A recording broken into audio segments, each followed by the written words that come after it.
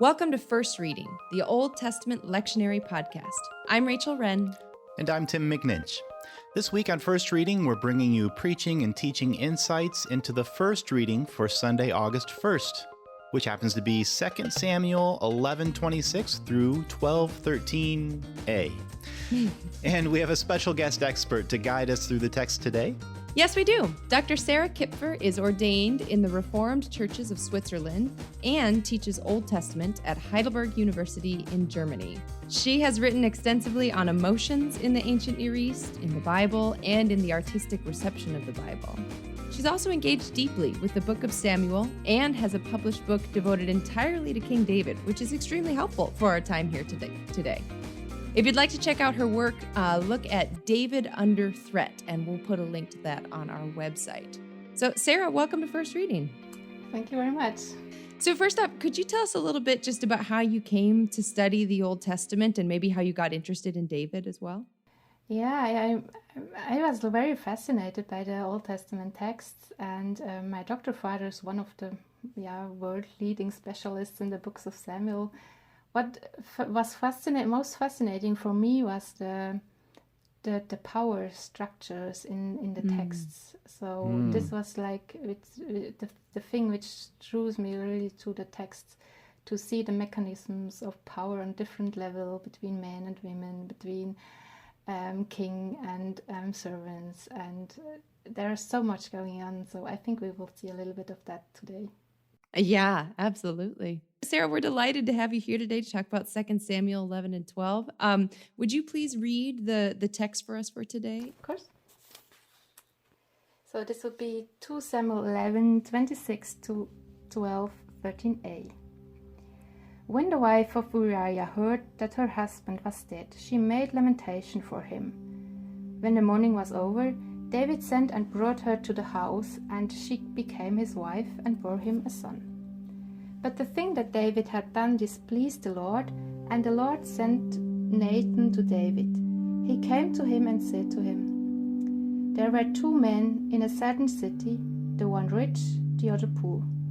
The rich man had very many flocks and herds, but the poor man had nothing but one little ewe, a lamb, which he had brought. He brought it up, and it grew up with him and his children. It used to eat of his meager fare, and drink from his cup, and lie in his bosom, and it was like a daughter to him. Now there came a traveler to the rich man, and he was loath to take one of his own flock. But he took the poor man's lamb, and prepared that for the guest who had come to him. Then David's anger was greatly kindled against the man. He said to Nathan, 'As the Lord lives, the man who has done this deserves to die. He shall restore the lamb fourfold, because he did this thing, and because he had no pity.' Nathan said to David, 'You are the man. Thus says the Lord, the God of Israel, I anointed you king over Israel, and I rescued you from the hand of Saul. I gave you your master's house and your master's wives into your bosom, and gave you to the house of Israel and of Judah, and if that had been too little, I would have added as much more.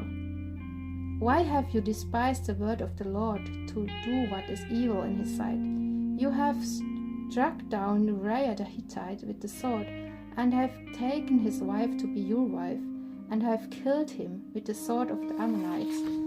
Now therefore the sword shall never depart from your house, for you have despised me, and have taken the wife of Uriah the Hittite to be your wife. Thus says the Lord, I will raise up trouble against you from within your own house. I will take your wives before your eyes, and give them to your neighbor, and he shall lie with your wives in the sight of this very sun. For you did it secretly, but I will do this thing before all Israel and before the sun." And David said to Nathan, "I have sinned against the Lord." This is such a fascinating text. Every time I read it, I feel like there's something new that comes up from it, and also new questions that comes up from it. So, I mean, I think before we even dive into the text, it's helpful to just get some historical context for it. So Is there anything that would be helpful for our listeners to know about kings or kingship in the ancient Near East that would somehow relate to this text? Yes, I think it's important in this case to know that the king in ancient Israel was also the judge. So there is no separation, like in old days, between government and court. So when Nathan comes to David and tells him the story about the poor and the rich man, he does address David not as a king, but as a judge in the first place. Yeah, and that's so helpful to remember that kingship and the role of a judge, that was all wrapped up in one. It makes sense that Nathan would bring this sort of issue to the king. Well, I think that helps give us a little bit of historical context here. We also want to make sure that we're aware of the literary context. And what we just read together is the continuation of a story that started a bit earlier, right? This is the story of David and Bathsheba, which I find is interesting that we stopped right at verse, where did we stop? 13a. Yeah, sort of right in the middle there, right at the what seems like the turning point of the story, but there's more to it, right? It continues on all the way from 13b on through maybe even up through verse 25. And I wonder, Sarah, what do you think of, what do we miss if we leave off the rest of the story? I mean, this is a very important part in a way, but at the same time, it's also usually separated as a later addition. So verses 13b to 25 are telling the story of Bathsheba's, the death of Bathsheba's first child. And it was obviously very important for a later redactor that her first child conceived in adultery dies. And only then the second child survives, and this is Solomon, of course, the later successor of to the throne. Maybe the broader question we should ask behind this is, where does the story really end? And I see like three different possibilities. Like one possibility is that it really ends with verse 13i, so where we now stopped. So this passage. We are now just talking about David confesses his sin. He says, "Oh, I have sinned against the Lord." So we would have like a story of forgiveness. So everything is like, yeah, good at the end. So, or maybe also to be more precise, just covering up the guilt of the king. So this would be another possibility. But at least, so it could be an end. And another possibility would be that we have like this punishment of Nathan, verses 7 to 12, that this became true. And then, of course, the story would be much longer, because we have here in verse 11, Nathan predicts that God will take David's wife before his eyes and gives them to his neighbor, and he shall lie with them in the sight of his very son. And this is precisely what we later find in 2 Samuel 16:22. So there the prediction becomes true, and this is Absalom.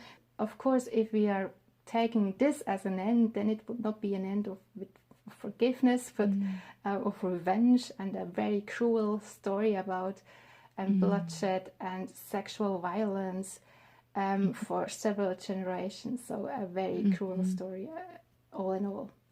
And then the third ending would be that, like, it's a in-between version, that David's child dies, but David himself is not affected. So this would be like a third solution, a combination, maybe a little bit of God forgives David, but still his child has to die. It really is interesting that you're talking about all these different possible endings to the kind of first story. So God is obviously not happy with what David has done. In fact, the text even says that God is displeased with this thing David has done.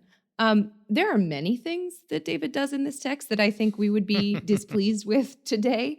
Is there any way to tell which one of these displeases God, or is it the culmination of all of them? Yeah, first of all, this is a very, very important passage here in verse 27, chapter 11, because in the so-called succession narrative, we have like only 3 passages where God really intervenes the story. So, and this is one of them. So we have in 2 Samuel 12:24 and 2 Samuel 17:14. These are the other two passages, and this one here. Here it is said that we have this expression that David had displeased the Lord, and this is very close to a formula which is also used for his successor in the books of Kings.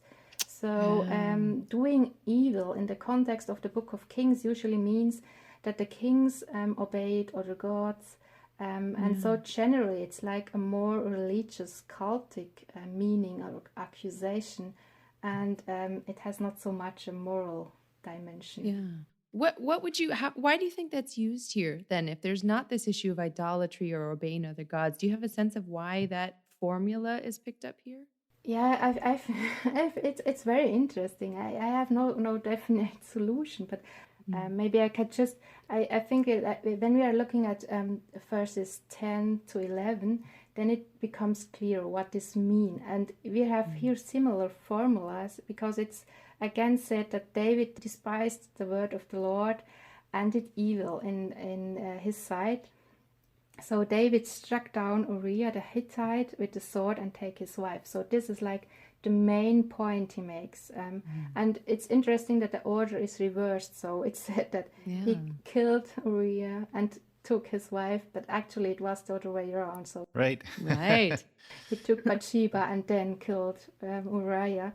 I find that really interesting because maybe in the tradition of reception that I'm most familiar with, we think of David giving in to certain temptations.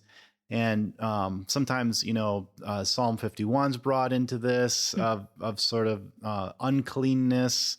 But it's interesting to me that the text that we're reading here really brings out killing and taking, that the failings of David here are really like abuses of his power, of his position of power, and not sort of like giving in to sexual temptation sort of failure. Yeah. So it's interesting that what the text is really bringing out here are those power dynamics. Would you agree with that, Sarah? Does that seem like that's really what the text is emphasizing? Yes, absolutely. Yeah, I completely agree. Yeah. Which I think is an important point for preachers. I think the implication of what you're saying, Tim, is that it might be a mistake to make this about sexual temptation or about temptation or about anything like that, when this is really not so much about temptation as it is abusing our power on those who are vulnerable, or moreover, even those for whom we are supposed to care.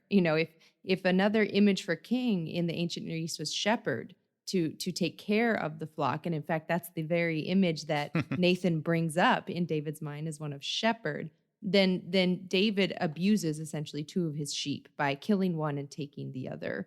Mm-hmm. It seems like it. And since you bring up Nathan, I'd love to talk about him for just a minute, because he kind of pops into the story in a surprising way. Like, oh, here's Nathan. He's a prophet. He's here and he's talking to the king.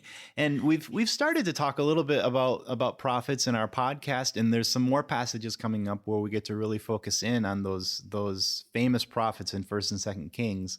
What I'm wondering about here is really how we think about Nathan's role, and how Nathan's role as a prophet relates to David's role as a king. How does that work together, or does it, within Israel's, national leadership structure, if we want to talk about it that way? How would you think about that, Sarah? Yes, I think it's a very important point, because this is something which is really special in Israel, that we have prophets who are criticizing the king. So we have no examples from anywhere in the ancient Near East. So and what I found interesting when I did my research on reception history, I was looking at sermons from the 7th century Europe, so very old prints, and there very often preachers were using this example to criticize the king, to legitimize their critique to the king. So they are saying they are criticizing the king as Nathan criticized David. I think this is really a very great use of this story.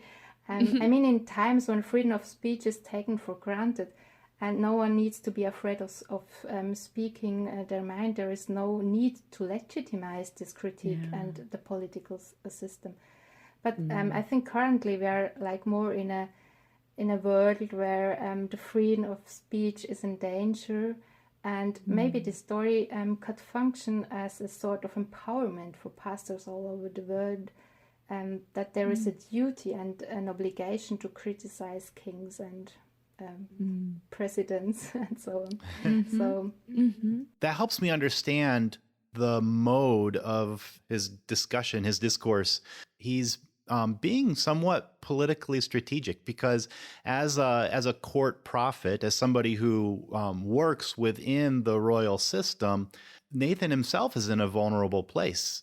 There's a power dynamic there that if he offends the king, that puts himself at risk.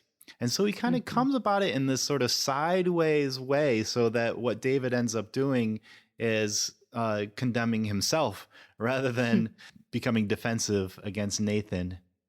David is emotionally connecting with the poor man, but he himself will be paralleled with the rich man without pity. So this is another aspect.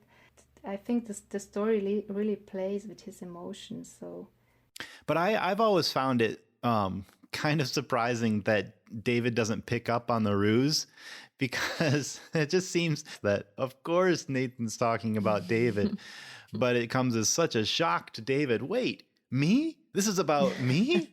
So I wondered what either of you thought about that. Does that seem sort of like, is that just a literary thing? Like we're supposed to suspend our disbelief for the sake of following along with the narrative?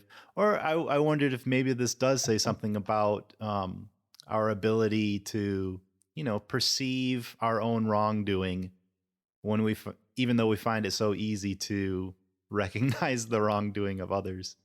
Yes, I think it's a really good point, but it's very hard to say it from a textual perspective, or to. I think it's very hard to have hints that this is really this would be a more general message about humans' behavior or something.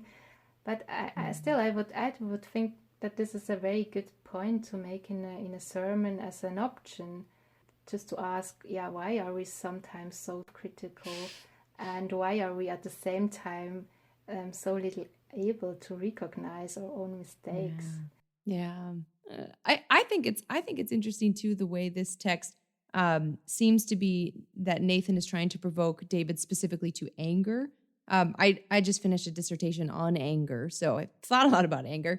But one of the things that happens in the biblical text with anger is it provokes a retributive response, that if there's something that's perceived as wrongdoing, then it has to be made right, kind of like the scales have to be balanced, and they're balanced through anger. Nathan is using the power of this specific emotion, which must provoke a retributive response, to essentially force David to have that retributive response on himself. Like, you are angry, but the only one that your anger can be directed at is yourself. So you are the one who has to essentially not fix it, but own it, maybe. So just that power dynamic, even of that emotion in this. And that's what we see. David does own he owns the moment, right? He owns the fault for what happened. Yeah. But he doesn't die. He's not, he doesn't face the personal, individualized judgment for his wrongdoing. Yeah. That's something maybe we could think about for a minute. Like, why not? How is it that David sort of gets off the hook here and he gets another chance, so to speak? Which, I mean, if we've been following the story through the book of Samuel, it's hard not to think of Saul, who was rejected by God for what seems to be, relatively trivial offenses. And here David has committed these grave offenses, and still, he's still known as a man after God's own heart. So how do we understand that, and what's going on here? Yeah, it's difficult. It's a difficult question. But one could also argue that David reacts differently because he still keeps connected to God. So this is something Saul hasn't done. And so we have the story of the ark coming to Jerusalem, and David wanted to build a temple. So we have like this connection, and maybe it's God's fear of God, which makes the difference in this case. Yeah, I hadn't thought about that before. This is one of the reasons I struggle so much with David, just as a literary character, because he seems to be he seems to attempt to be redemptive only in his relationship with God. Like it's kind of like relationships with other humans can kind of just go by the wayside, and he does lament and he does plead before God and all the things, but part of me is just like, man, buddy, could you just not do it in the first place? Yes, it's a very difficult character. But I found a quotation in one of my very old printed books. Yeah. So I was sitting in the library for like days and days and just sitting there and typing and reading.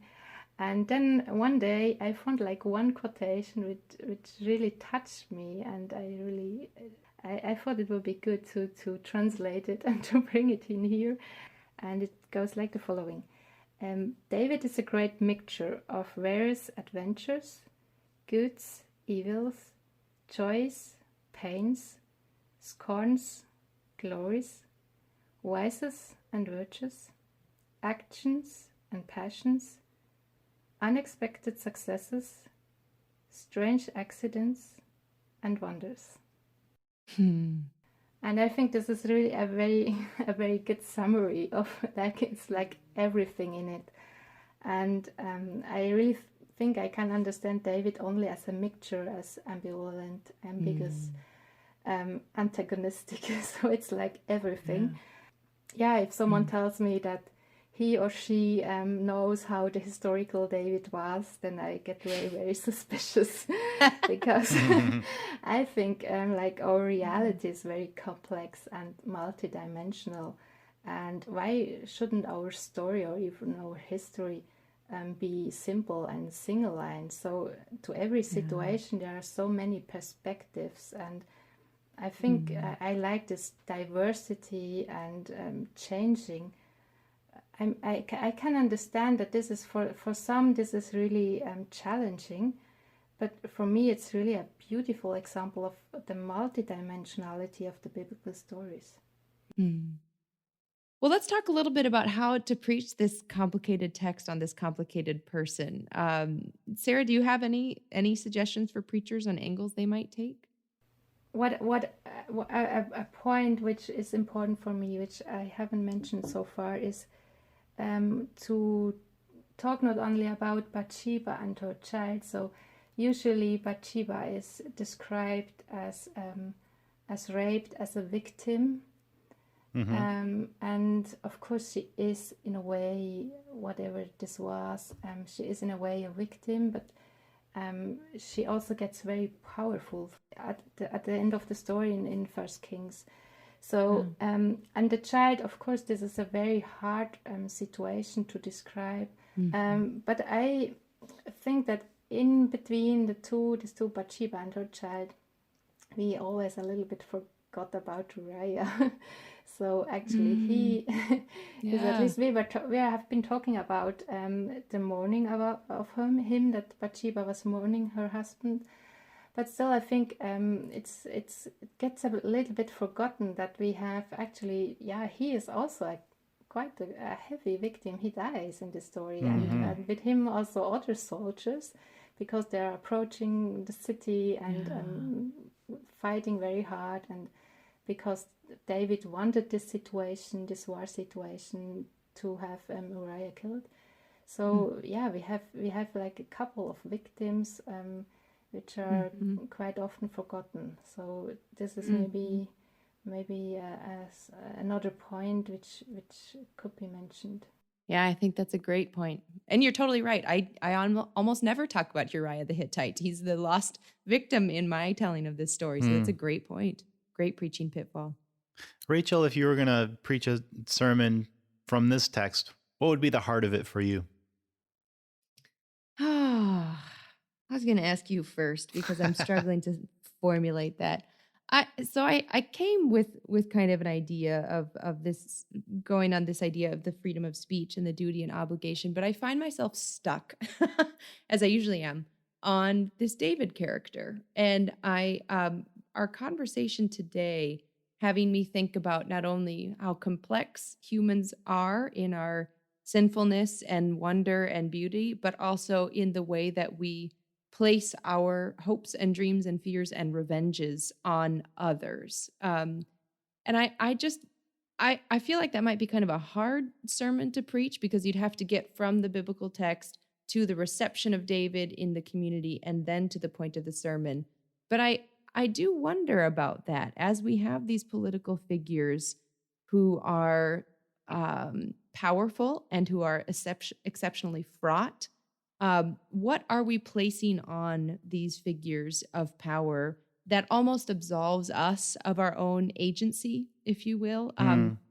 If it's all their fault and it's all their problem and they're just terrible leaders, then we had nothing to do with it. And it's not on us at all. So I don't know this is maybe one of the least helpful sermon suggestions I've ever given, because I can't even really imagine how to do it, but I'm just stuck on that. And whenever I was writing sermons weekly, I found that stuckness was the sermon nugget for me. So friends, I'm sorry I don't have much of a fleshed out idea. I just have a stuck point. And if that's your stuck point too, then maybe run with it and see where the Spirit's leading on that. Maybe there's a nugget there, and if people sit with that a while, they can chip away, crack that nugget open, and see what's there. That's right. Then write me and tell me what the nugget actually is. Maybe I could add, would just take up the critique, this empowerment to critique someone, which you always mentioned. So it's very hard for us to critique someone. So we are very we're better in bashing and reproaching or in social medias, but this like open and direct critique, so saying you are the man, so you did something wrong. So this is like, I think this is almost lost in our society. Absolutely. I think Nathan is a great model in this text of somebody who speaks truth to power, to use the cliche, to someone who speaks truth to power, but also does it in a savvy, smart way that actually is effective. Like it actually does get to David in a way that makes a change and a change of hearts. Let me just interrupt you and bulldoze exactly what you were saying, because I think you're so right. But I really do, because I think that we think of critique as going on social media and blasting something, or not putting a whole lot of thought into a post, but just putting it out there. And is that effective? Or what effect does that have? And is it the effect we're hoping for? What you're lifting up, Tim, is Nathan as this model of an effective critiquer. And I think that, as you were talking about, Sarah, is an art that we've lost, is how do you effectively critique within the context of the power structure, within all of the ways, how do you critique in a way that will actually lead to change? And I think that would be a really great sermon. That would be really interesting. And this is such a rich text, and David himself is such a rich, round character. That's one of the reasons I think that people come back to David over and over, because you can always find a point of connection with David and some aspect of his character. So he's very relatable in that way. I think the only other thing I would add as far as a potential sermon angle would be that in the mix of all of these themes that we've talked about with David's abuse of power, and you could have a whole sermon rabbit trail about abuse of power and what that looks like in the political leaders of our own day, or even in our own contexts of power dynamics.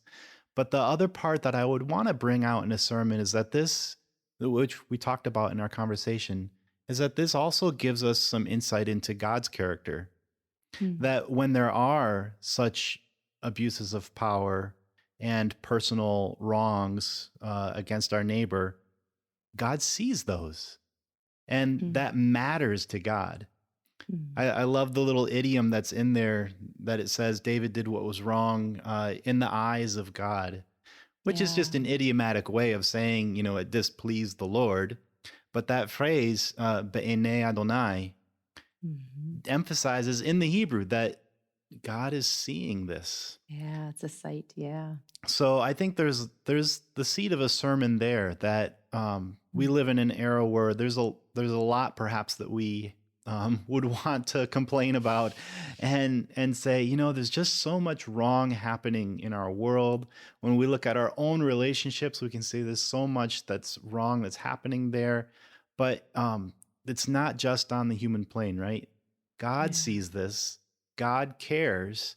And if this text is any indication, God is active. God is acting to bring about a righting of the wrongs, whether that's something that we experience right now in the moment or whether there's more of an eschatological edge to that. But I would always, in a sermon that brings God into the story like this, I'd want to make sure that God shows up in the sermon. Nice. that a preacher talks about God's angle on this situation. Always good advice. All right. Well, this has been such a wonderful conversation. Sara, it's been so great to have you on the podcast, and your insights have been so helpful. So thank you so much for being here with us. Thank you very much. Okay, our dear friends, if you liked what you heard today, you know that there's a lot more over on our website, firstreadingpodcast.com. You can also find us on Facebook, where we post our episodes and have some space there for interaction with each other, so take a look for us there. First Reading is sponsored in part by a grant from Trinity Lutheran Seminary at Capital University. Trinity, forming leaders for Christ Church at work in the world. Thanks so much, Trinity at Capital. Thanks also to Blue Dot Sessions for some music behind the reading this week. And thanks to you all for listening. Until next time, I'm Tim McNinch. And I'm Rachel Wren. Blessings, preachers.